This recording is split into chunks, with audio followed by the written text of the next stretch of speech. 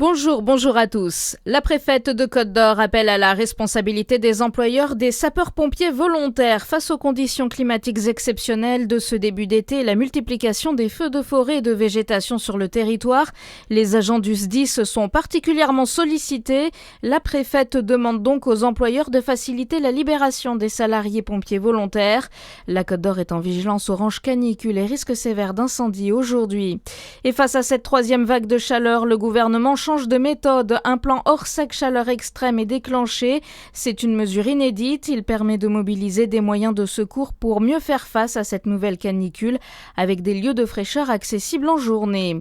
Les touristes sont trop nombreux, à venir dans la commune des Planches-Pré-Arbois dans le Jura, en cause la cascade des Tuffes. Victime de son succès, pour éviter le tourisme de masse, le village a pris la décision d'interdire la voiture. Depuis lundi, des poteaux ont été aménagés pour éviter le stationnement des véhicules. Les parkings ont également été condamnés.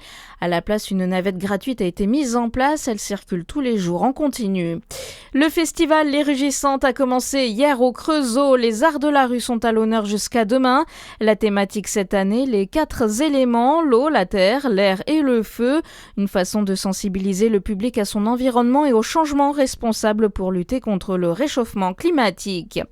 Il y aura une fan zone à Besançon pour la demi-finale des Bleus en Coupe du Monde. Elle sera installée sur le parking battant avec écran géant. Le site ouvrira ses portes à 19h le 14 juillet et fermera 30 minutes après le feu d'artifice. Le tableau du dernier carré de la Coupe du Monde commence justement à se dessiner. La France affrontera l'Espagne en demi-finale du mondial mardi prochain.